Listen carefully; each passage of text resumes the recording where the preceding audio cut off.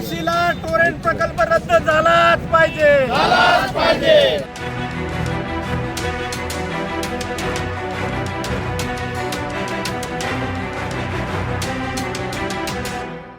कर्जतमध्ये येऊ घातलेले ओशीर व शिलार धरण तसेच टोरण प्रकल्प यामुळे हजारो एकर जागेवरील झाडे कापली जाणार असून निसर्गरम्य असणाऱ्या कर्जत तालुक्याचा पर्यावरणाचा ऱ्हास होऊ नये म्हणून कर्जतमधील पर्यावरण प्रेमींनी हे प्रकल्प रद्द करावे यासाठी 1 दिवसाचे धरणे आंदोलन केले। कर्जतमध्ये अनेक वर्ष झाली कोंढाणा धरणाचे काम सुरू आहे व त्या धरणाचा कर्जतकरांना तीळ मात्रही उपयोग होत नाहीये।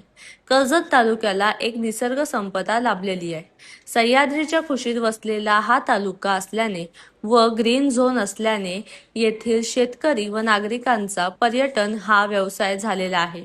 जवळपास 5000 फार्म हाऊस कर्जत तालुक्यात असून पुणे मुंबईहून हजारो पर्यटक येथे येत असतात व त्यामुळे कर्जतकरांना रोजगार मिळत आहे। पण गेले काही महिने थंड असलेला हा कर्जत तालुका काही प्रकल्पांच्या येण्यामुळे गरम झालेला दिसत असून आज त्याचे उदाहरण पाहायला मिळते। कर्जत तालुक्याची भौगोलिक परिस्थिती लक्षात घेता शासनाने या तालुक्यात कोंढाणा व पाली, भुतिवली धरण असताना शिलार व पोरीस धरणासह 7 ते 8 धरणे बांधण्याचा घाट घातलाय। तसेच जवळपास 1000 एकर जागेवरती टोरण कंपनीचा ग्रीन एनर्जी प्रकल्पही येत आहे।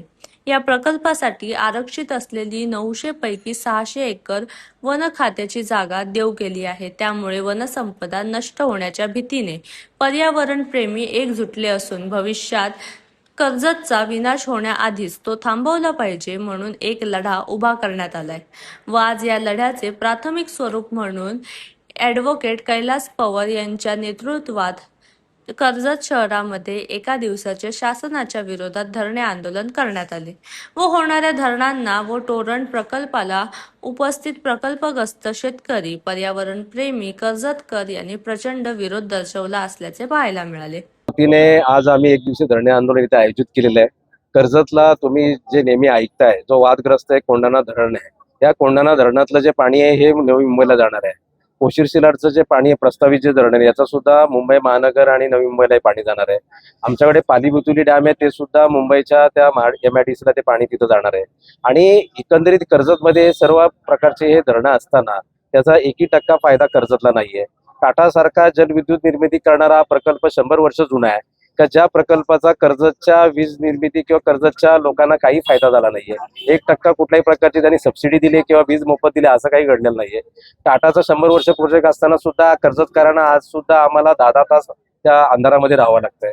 आणि त्याच्या आसपास 3 किलोमीटरच्या रेंजमध्ये एक टोरेंट प्रकल्प होतोय का ज्या टोरेंट प्रकल्पामध्ये 932 एकर मध्ये हा प्रकल्प होतोय, ज्याच्यामध्ये 600 एकर जागा ही फॉरेस्टची आहे, जो वेस्टर्न घाटमध्ये जो वर्ल्ड हेरिटेज प्रॉपर्टी आहे, ज्याला कुठल्याही प्रकारचा बांधकाम करता येत नाही, अशा प्रकारचे प्रोजेक्ट आणता येत नाहीये।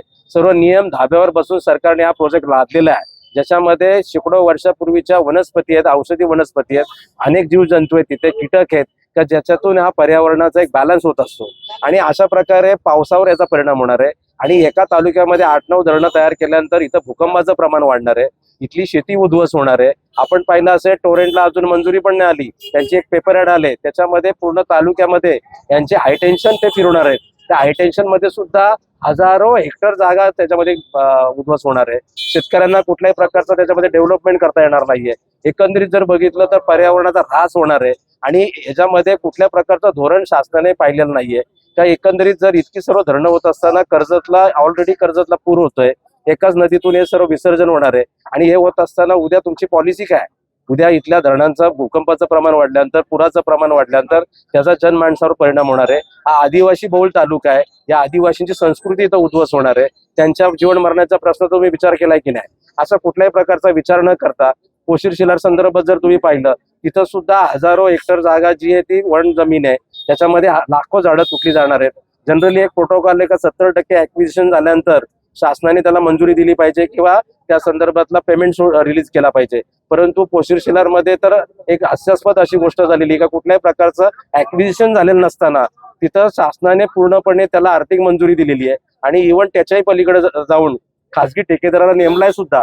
म्हणजे आज इथे पोशीर शिलारचे शेतकरी इथं आहेत, त्यांची कोर कमिटी इथं उपस्थित आहे. आज एकालाही विचारलं तुम्ही इथं तिथं एकाचंही कुठल्याही प्रकारचं ऍक्विशन झालेलं नसताना तुम्ही हे प्रोजेक्ट लादले कसे, त्याला आर्थिक मंजुरी दिली कशी? टोरेंट सारख्या प्रकल्पाला जनसुनावणी झाली, त्या जनसुनावणीमध्ये कर्जतकरांनी इतक्या हरकती घेतल्या, त्या हरकतींचं काय झालं पुढे, त्याचा कुठल्याही प्रकारचा निकाल नाहीये. आणि सर्व नियम धाब्यावर टाकून आज टोरेंटला शासनाने रेड कार्पेट दिलेलं आहे आणि पूर्णपणे आपण पाहिलं असेल कुठल्याही प्रकारची मंजुरी नसताना आज तिथं त्यांची माणसं काम करतात, त्यांच्या मशिनरी त्या डोंगरदऱ्यामध्ये आहेत. सर्वसामान्य माणसांनी साधा तिथं काहीतरी रोड तयार केला तरी त्याच्यावर गुन्हे दाखल होतात. तर अशी जर फॉरेस्टची भूमिका असताना आणि कर्जतचं जंगल उद्ध्वस्त होतं आणि तुम्ही पर्यायी जंगल कुठे देताय? रत्नागिरीमध्ये. रत्नागिरीच्या हवा काय पाईपनी कर्जतला आणणार आहेत का? हा कर्जतकरांचा प्रश्न आहे. तर एकंदरीत या कर्जतच्या जे काही 8-9 प्रकल्प आलेले ते कर्जतला उद्ध्वस्त करणार आहेत. कर्जतला काय डम्पिंग ग्राउंड समजलंय का? हे एकदा शासनाने धोरण जाहीर केलं पाहिजे. आपण या संदर्भात आमच्या सर्व बांधवांनी अगदी दिल्लीला सुद्धा पर्यावरण खात्याकडे या संदर्भातला पत्रव्यवहार केलेला आहे. मुख्यमंत्र्यांना सुद्धा पत्रव्यवहार केलेला आहे. कलेक्टर साहेबांना पत्रव्यवहार केलेला आहे. गेल्या महिन्यामध्ये पोशीर शिलार संदर्भातला मोठा मोर्चा निघाला, मोठ्या संख्येने इथं लोक आलेले. सतत प्रशासकीय अधिकाऱ्यांच्या बरोबर चर्चा बैठका सुरू आहेत, परंतु सर्व उडाउडीची उत्तर आहेत. त्यांनी कर्जतकरांना गृहीत धरलेलं आहे. तर मुंबईच्या लोकांच्या व्यवस्थेसाठी पुढच्या 20 वर्षाचे व्हिजन म्हणून हे प्रकल्प केले जात आहेत. मग कर्जतच्या 3 लाख लोकांचं व्हिजन काय? पुढच्या 20 वर्षाची धोरण कोण ठरवणार आहे? मग हा कर्जतला अन्यायकारक विषय आहे आणि म्हणून आम्ही आताच जागृत झालेलो आहे. आता हे सर्व प्रोजेक्ट होत असताना शिरूर हायवे आता जाहीर झालेला आहे. त्या शिरूर हायवे मध्ये सुद्धा डोंगर कापले जाणार आहेत, तिथं सुद्धा झाडं तोडली जाणार आहेत. त्याच्याही पलीकडे अदानीचा सुद्धा प्रोजेक्ट येतोय. म्हणजे कर्जतला तुम्ही चालवलंय काय? आम्ही इथं जगायचं का मरायचं? हा पर्यटनाचा तालुका आहे. आम्ही छोट्या मोठ्या लोकांनी इथं भूमिपुत्रांनी इथं 5,000 छोटे मोठे फार्म हाऊस बांधलेत. एका फार्म हाऊस मध्ये 5,000 लोक जरी 5 लोक जरी पकडली तरी हजारो लोकांचा पोट त्याच्यावर आहे. उद्या जर कर्जतकडे जर पर्यटकांनी जर पाठ फिरवली तर आम्ही करायचं काय? म्हणजे शासनाचं जे काही धोरण आहे पूर्णपणे चुकीचं आहे. शासनाने हे काही आम्हाला जे काही प्रोजेक्ट लादलेले त्याचा आम्ही निषेध करतोय आणि म्हणून एक दिवसीय आंदोलन आम्ही जाहीर केलंय. या निमित्ताने आम्ही एक गोष्ट यशस्वी झालेली आहे, ती म्हणजे का हे प्रकल्प कसे विनाशकारी आहेत, कसं पर्यावरण परिणाम करणार आहेत, या संदर्भातली जनजागृती करण्यासाठी हा आजचा कार्यक्रम आहे. महाराष्ट्र शासनाने हा कर्जतकरांच्या छातीवर शेतकऱ्यांच्या छातीवर लादलेले हे प्रकल्प आहेत. त्याला विरोध म्हणून आज आम्ही एक दिवसीय धरणे आंदोलन इथं केलेलं आहे. आपल्याला जर सांगायचं झालं तर वारंवार मी असतील, माझे सहकारी असतील, आम्ही तहसील कार्यालय असेल, फॉरेस्ट ऑफिस असेल, इव्हन कलेक्टर ऑफिस असेल, SP ऑफिस असेल, येथे स्वतः जाऊन या प्रकल्पाची माहिती घेण्याचा प्रयत्न केला, परंतु त्यांच्याकडून सर्रास आम्हाला एकच उत्तर देता मिळतं की या प्रकल्पासंदर्भात आमच्याकडे कुठल्याही प्रकारचे कागदपत्र उपलब्ध नाहीयेत.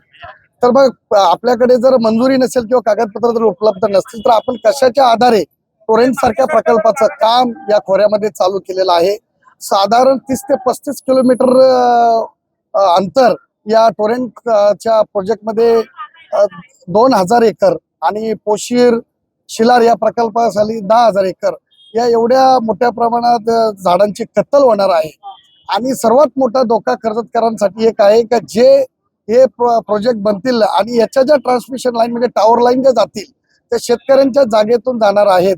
आणि एकदा काय इथे जे शेतकरी कर्जतचा जो आता शेतकरी राहिलेला आहे त्याच्याकडे 1 एकर, 1.5 एकर, 2 एकर जमीन उदरनिर्वाहासाठी आहे आणि ज्या वेळेला टॉवर याच्या जमिनीतून जाणार त्यावेळेला ही शेत जमीन यांची कवडी मोलाची होणार. म्हणून माझ्या या शासनाला हात जोडून कळकळीची विनंती आहे की आपण जो काही या कर्जतमध्ये घाट निसर्ग जे उद्ध्वस्त करण्याचा घाट घातलेला आहे तो त्वरित थांबवा. आपण जर थांबवला नाही तर यापुढे मोठं तीव्र आंदोलन या विरोधात छेडलं जाईल. आणि मग आणखी आपल्याला एक महत्वाची गोष्ट मी सांगतो की आदिवासी जे लोक माझी या जे प्रकल्प येतात या प्रकल्पाच्या मध्ये जे आदिवासी वस्ती राहत आहे तिथे आदिवासी दलित प्लॉट या लोकांना दिलेले आहेत. त्या आदिवासी लोकांना सुद्धा कुठल्याही प्रकारे विश्वासात न घेता त्यांच्या जमिनी या अधिग्रहण करण्याचं काम शासनाने येथे केलेलं आहे. हे त्वरित जर थांबलं नाही तर येणाऱ्या काळामध्ये मोठं तीव्र आंदोलन इथे छेडले जाईल. आता बघा सगळ्यांनाच माहिती आहे कर्जत तालुका हा एक ट्रॅव्हल एरिया आहे आणि इथे शेतकरी जास्त प्रमाणात आहे आणि शेतकरी आहे इथे कुठल्याही प्रकारचे इंडस्ट्री नाही म्हणजे रोजगार निर्मिती नाही. आणि जो शेतकरी आहे तो शेतकरी मध्ये आपल्या शेतामध्ये जे काय पिकवतो त्याच्यामध्ये आता त्याचा उदरनिर्वाह होऊ शकत नाही. त्याच अनुषंगाने प्रत्येक जे भूमिपुत्र आहेत, शेतकरी आहेत, त्यांनी आपल्या स्वतःच्या घरावरती म्हणजे आपल्या शेतीवरती जे काही फार्म हाऊस मुंबईकरांना किंवा पर्यटकांना कर्जतला एक चांगल्या प्रकारची सुखसोयी देण्यासाठी तिथे त्यांनी आपला रोजगार निर्मिती तयार केलेली आहे. बरोबर, त्याच्याच मुले सगळ्यांचा आज रोजीरोटी प्रत्येक गावागावातून मग महिला वर्ग असेल भाकरीसाठी किंवा इतर जे काही बेरोजगार आहेत त्यांना, त्या मुलांना सुद्धा तिथे तिथे फार्म हाऊसवर नोकरी म्हणजे उदरनिर्वाह प्रत्येक गावागावामध्ये आता होत आहे. किंवा आजूबाजूला आमच्या बघायला गेलं तर कडाव सारख्या ठिकाणी, भारिवडी सारखी, कशेले सारख्या ठिकाणी आजूबाजूची छोटी छोटी बाजारपेठे ते पण शेतकरी जे स्वतःचं दुकान टाकून म्हणजे उदरनिर्वाहाचा एक चांगला इथं मार्ग झालेला आहे. आणि असे जे प्रकल्प जर येणार असतील म्हणजे हा निसर्ग ते खेचून नेणार असतील किंवा निसर्गाला जाळून टाकणार असतील तर त्या आम्हाला त्या टोरंटो किंवा इतर जे प्रकल्प आहेत याचा उपयोगच काय आम्हाला. तर शासनाने त्याला त्वरित थांबवलं पाहिजे, नाही तर अन्यथा हा शेतकरी कर्जत तालुक्यातला तलागारातला उतरेल रोडवर आणि मग ज्या काही होणाऱ्या गोष्टीला सर्वस्वी जबाबदार सरकार असेल.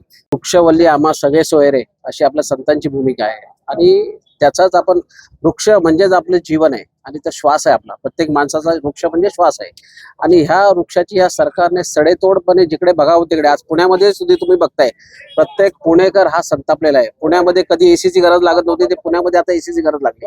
तीच परिस्थिती आपल्या कर्जतमध्ये आहे. आज आपण 45 ते 50 अंश डिग्री टेम्परेचर पर्यंत आपण पोहोचलेलो आहे.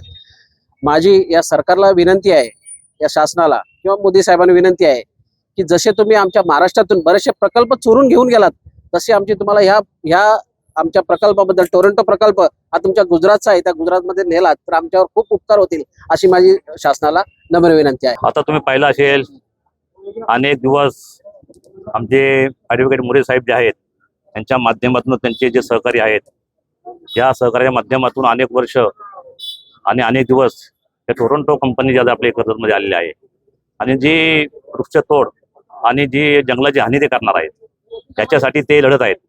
आणि आपले सयाजी शिंदे जे पर्यावरणप्रेमी आहेत त्यांनी सुद्धा याला पाठिंबा दिलेला आहे. आणि अशा परिस्थितीमध्ये पूर्ण कर्जतमध्ये वेगळा उद्रेक आहे की आजची परिस्थिती पाहिलं असेल त्या कर्जतमध्ये एवढं तापमान वाढतंय. आता आपण या उन्हामध्ये बसलोय, किती तापमान वाढतंय आणि आज जर एवढं मोठं जंगल जर तुटलं, आज कर्जत म्हणत एक निसर्गरम्य एक ठिकाण आहे. या ठिकाणी अनेक पर्यटनसाठी लोक येत असतात आणि अशा परिस्थितीमध्ये तुम्ही जंगल उद्ध्वस्त करणार असाल तर हे बरोबर नाही. आणि तुम्हाला जर इथले प्रकल्प करायचे असतील तर मगाशी कोणी आंदोलकांनी सांगितलं तर अनेक ठिकाणं आहेत, त्या ठिकाणी तुम्ही ते प्रकल्प न्या. या आमच्या कर्जतमध्ये तुम्ही का लागता. आज जर या कर्जतला एवढं पर्यावरणदृष्ट्या चांगले डोंगर आहेत, चांगली झाडं झुडपं आहेत आणि झाडं झुडपं तुम्ही उद्ध्वस्त करणार असाल तर या माध्यमातून जे पक्षी आहेत, पक्षी आहेत, प्राणी आहेत त्यांचा किती हाल होणार आहेत, ते नष्ट होणार आहेत. आणि आज कर्जतची जी आमची निसर्गाची जी शोभा आहे ती संपूर्ण निघून जाणार आहे. आणि अशा परिस्थितीमध्ये आज तुम्ही पाहिलं असेल का बदलापूरमध्ये एक धरणामुळं संपूर्ण बदलापूर अंबरनाथ बुडतंय. आणि अशी जर आता कोंढाणा धरण आमचं होतंय, आज आपले मुद्रा धरण झालेलं, आपल्या इथं तुमचं मोरबे धरण झालेलं आहे, त्याचा फायदा काय. आज कोंढाणा धरण झालं तरी ते शेतकऱ्यांना काही फायदा देत नाही, स्थानिक लोकांना त्याचा फायदा देत नाही. मोरबे धरण झालं, पालीपुत्री झालं, त्याचा पालीपुत्रीचा काही लोकांना पाण्याचा उपयोग होत नाही, मोरब्याचा पाण्याचा उपयोग होत नाही. मग तुम्ही जर फक्त दुसऱ्यांसाठी जर आमची प्रकल्प जात असाल आणि जर कर्जतच्या लोकांना त्याचा फायदा काय होत नसेल तर तुम्ही कशासाठी आमच्याकडे लागता.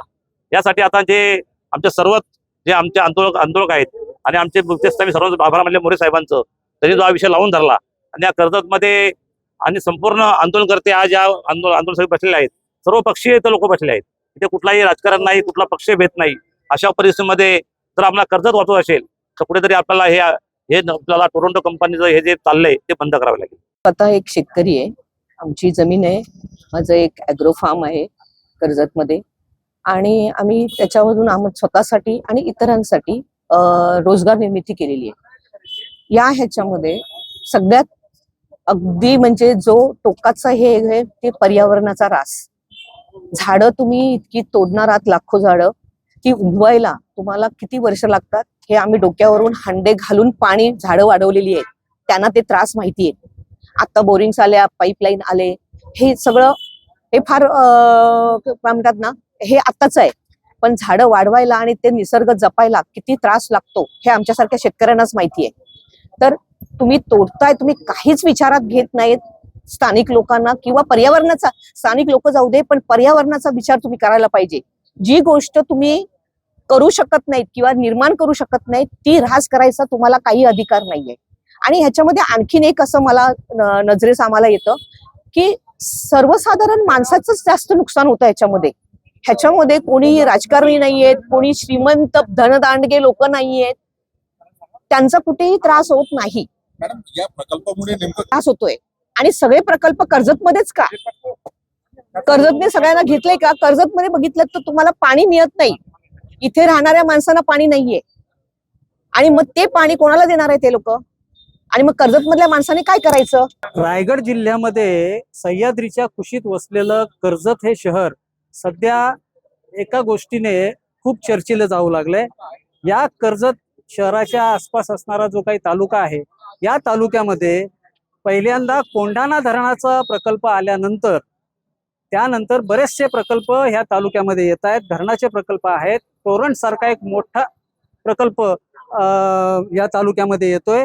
कर्जत तालुक्यातील जे काही या प्रकल्पातून बाधित होणारे भूमिपुत्र आहेत, शेतकरी आहेत, पर्यावरण प्रेमी आहेत, विशेष करून यांचा आज जे काही आहे कर्जतमध्ये एक दिवसाचं धरणं आंदोलन त्यांनी पुकारलेलं आहे.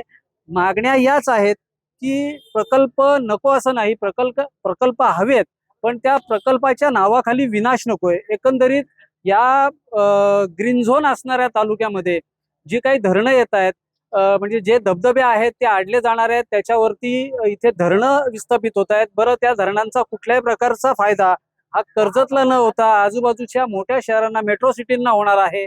त्याचबरोबर एक टोरंटचा प्रकल्प येतोय ज्याच्यामध्ये जवळपास 900 ते 1000 एकर जागा ही त्या प्रकल्पासाठी बाधित होताना दिसते. त्याच्यामध्ये जवळपास 600 एकर जागा ही वन विभागाची असल्याचं एकंदरीत समजतंय आणि हा ग्रीन एनर्जी प्रकल्प असल्याचं सांगितलं जातंय. खरं तर 600 एकर मधील हजारो नव्हे तर लाखो झाडांची कत्तल इथे होणार आहे. त्या जंगलामध्ये असणारे जे काही वन्यजीव आहेत, त्या वन्यजीवांचं याच्या पुढे काय, या सर्व गोष्टींचा विचार करून पर्यावरण प्रेमी एक संघटन म्हणून तयार करण्यामध्ये ॲडव्होकेट कैलास मोरे जे आहेत त्यांनी यामध्ये काहीसा पुढाकार घेतलेला दिसतोय. त्यांच्याच बरोबर सर्वच पक्षातील काही लोक आहेत जे पर्यावरण प्रेमी आहेत, कर्जतकर आहेत, ते एकत्र जमलेले आहेत आणि या प्रकल्पांना त्यांचा प्रचंड असा विरोध आहे. त्यांचं म्हणणं एकच आहे की जी काही वनसंपदा आहे, जी काही निसर्ग आहे, तो निसर्ग आमच्या इथला टिकला पाहिजे. हे प्रकल्प लादून आम्ही याच्यातून कुठल्याही प्रकारे आम्हाला रोजगार तर सोडा, पण आमचं अस्तित्वच इथे नष्ट होण्यात ते कारणीभूत ठरणार आहेत. तर यासाठी विरोध म्हणून प्राथमिक असं पहिलं आंदोलन या पर्यावरण समितीच्या वतीने आज कर्जतमध्ये घेण्यात आलेलं आहे आणि कर्जतच्या चौकामध्ये आज एक दिवसाचं धरणे आंदोलन त्यांनी इथे केलेलं आपल्याला दिसतंय. प्रवीण जाधव, नवराष्ट्र, कर्जत, रायगड.